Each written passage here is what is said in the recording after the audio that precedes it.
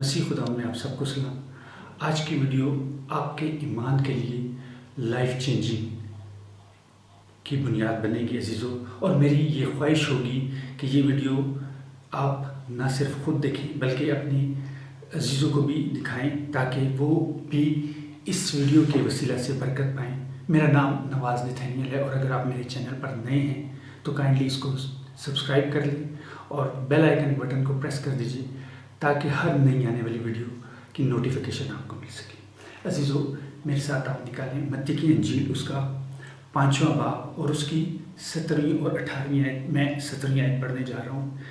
ये ना समझो कि मैं तौरेत या नबियों की किताबों को मनसूख करने आया हूँ।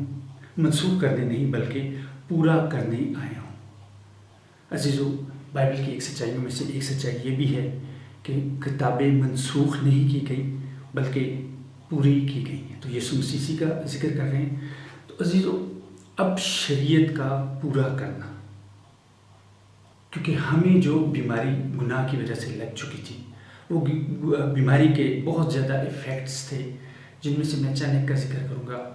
खुदा से दूरी, मौत और तमाम जानदार जानवर परिंदे, इन सब पे बत्तालत का इख्तियार आ चुका था। अजीज़ों, मुझे अब बीमारी का इलाज चाहिए था, जबकि ज़ाहिरन जो चीज़ नज़र आती है वो ये नज़र आती है कि शरीयत में ये ना करो, ये ना करो, जबकि मुझे ऐसा नज़र आता है कि इसमें मेरा इलाज नहीं।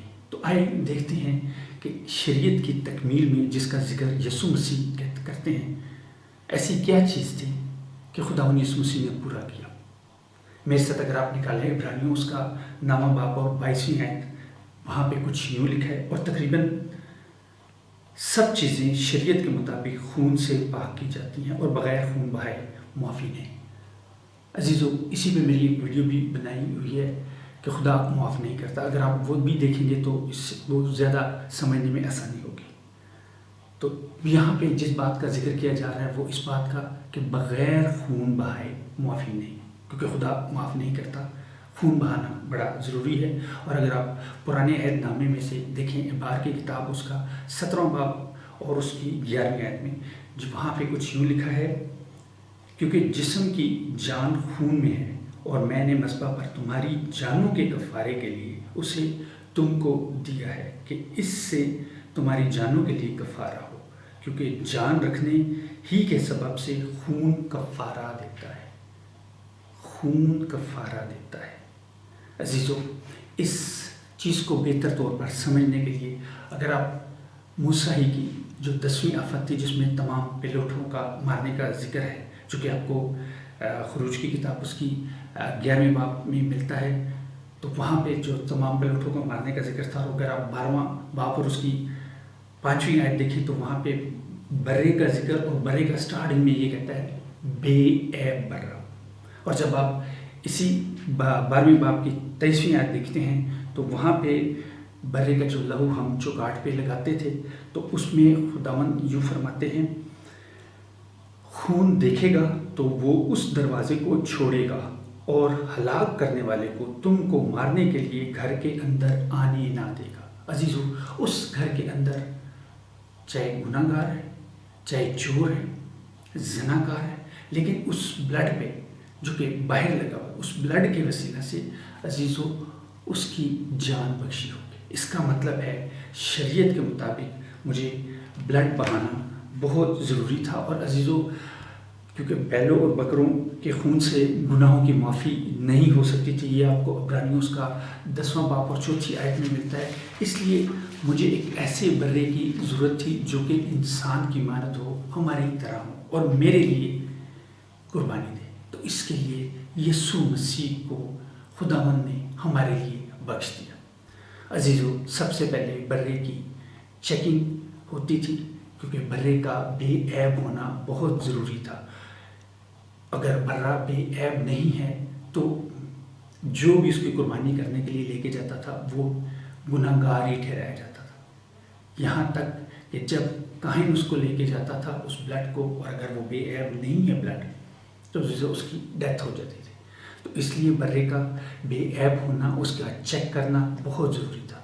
تو سب سے پہلے ہم دیکھتے ہیں بائبل میں آپ کو خداوند یسوع مسیح کے بے عیب ہونے کے بہت سے ریفرنسز ملتے ہیں، لیکن میں پہلا ریفرنس جو اٹھا رہا ہوں عزیزو، وہ خداوند یسوع مسیح کے جو پکڑوانے والا تھا یہودا اسکریوتی، اس کے حوالے سے میں بات کا ذکر کروں گا۔ یہ آپ کو متی اس کا 27واں باب اور اس کی 4 آیت میں ملتا ہے، میں نے گناہ کیا کہ بے قصور کو قتل کے لیے پکڑوا دیا۔ بے قصور، یہ یہودا اسکریوتی کی ڈکلیریشن ہے۔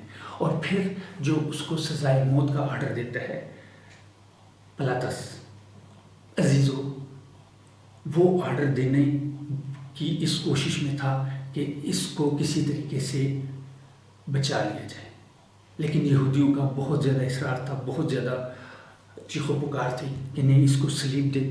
تو عزیزو اس نے پانی منگوایا اور کیا کہا، پانی لے کر، یہ آپ کو 27ویں باب متی کے 27ویں باب کی 24ویں آیت میں ملتا ہے، پانی لے کر لوگوں کے روبرو اپنے ہاتھ دھوئے اور کہا، میں اس راست باز کے خون سے بری ہوں۔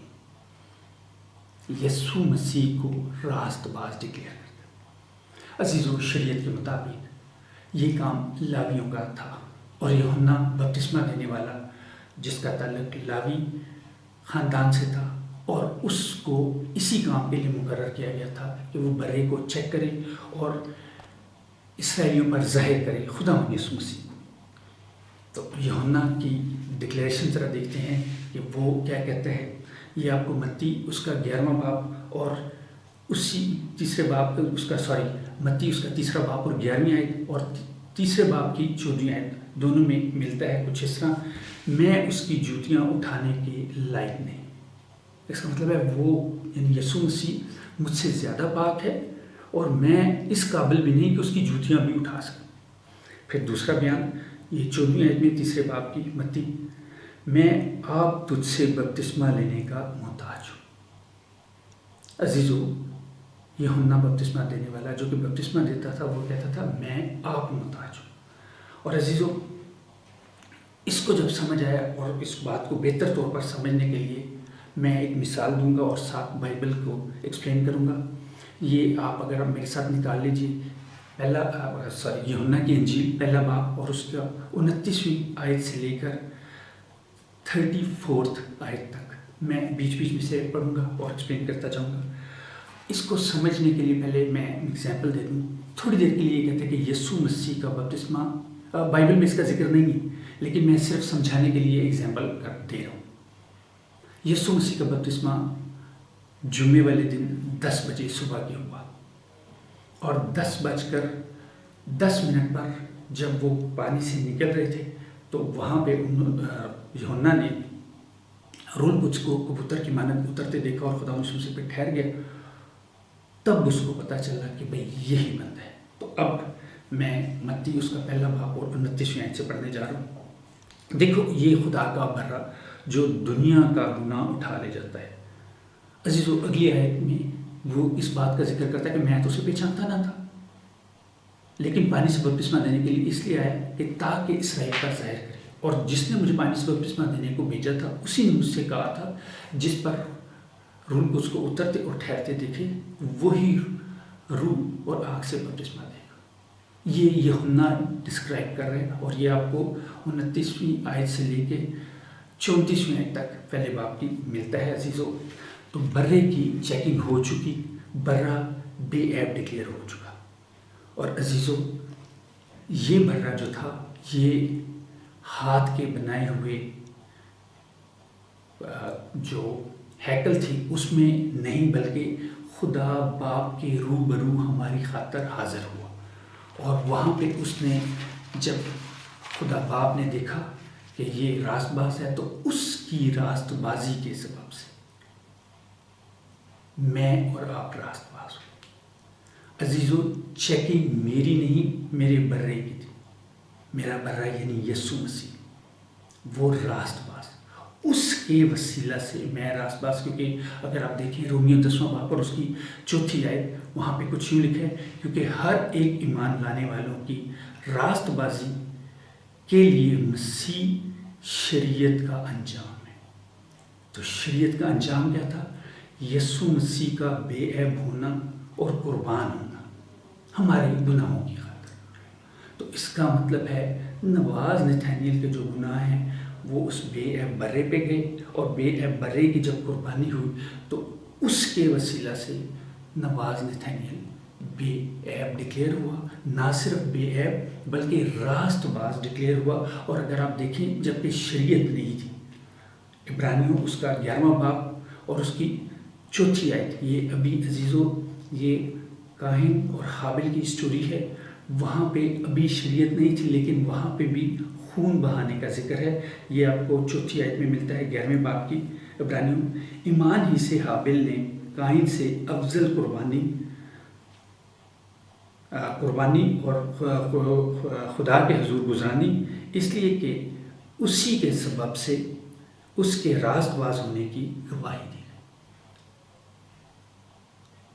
افضل قربانی خدا کے حضور گزرانی اور اسی کے سبب سے وہ راست باز ڈکلیئر قربانی۔ تو عزیزو ہماری جو قربانی تھی وہ مسیح یسوع کے ذریعے ہوئی، اس بے عیب برے کے ذریعے ہوئی، اور اس کے وسیلہ سے میں بے عیب ڈکلیئر ہوا۔ اور اگر آپ دیکھیں برے ہی کے ریفرنس سے متی اس کا 8واں باب اور اس کی 2 آیت سے لے کر 4 آیت تک یہ ایک کوڑی کا ذکر ہے، اور اس سے ہمیں یہ پتہ چلتا ہے کہ کوڑی اس کا کوڑ کیسے گیا، ذرا یہ دیکھتے ہیں۔ اور دیکھو ایک کوڑی نے پاس آ کر اسے سجدہ کیا اور کہا، اے خداوند اگر تو چاہے تو مجھے پاک صاف کر سکتا ہے، برے کو کہہ رہے ہیں۔ اب کوڑی کے جو کوڑ ہے اور جو گناہ ہے وہ برے پہ شفٹ ہو رہے ہیں، اور برے کی راست بازی اس کوڑی پر شفٹ ہو رہی ہے۔ اس نے ہاتھ بڑھا کر اسے چھوا اور کہا، میں چاہتا ہوں تو پاک صاف ہو۔ وہ فوراً کوڑ سے پاک صاف ہوا۔ عزیزو اگر آپ بھی چاہتے ہیں کہ اپنے گناہوں سے پاک صاف ہوں، اپنی بیماریوں سے نجات حاصل کریں، شفا حاصل کریں، اور اپنی تمام نگیٹیوٹی سے ہمیشہ کے لیے نجات حاصل کریں، تو آپ کو برے کو اپنا خداوند ڈکلیئر کریں۔ اور اگر آپ برے کو اپنا خداوند ڈکلیئر کرتے ہیں تو آپ نہ صرف بے عیب بلکہ راست باز خدا کی نظر میں ٹھہرتے ہیں، کیونکہ آپ کا جو برہ یعنی یسوع مسیح وہ بے عیب ڈکلیئر ہو چکا ہے اور خدا کے روبرو ہماری خاطر بیٹھا ہوا ہے۔ تو میرے پیچھے اگر آپ بولیں تو عزیزو آپ بے عیب راست باز ڈکلیئر ہو۔ میرے پیچھے بولیں، شکر گزار ہے آسمانی باپ تیرے بیٹے یسوع کے۔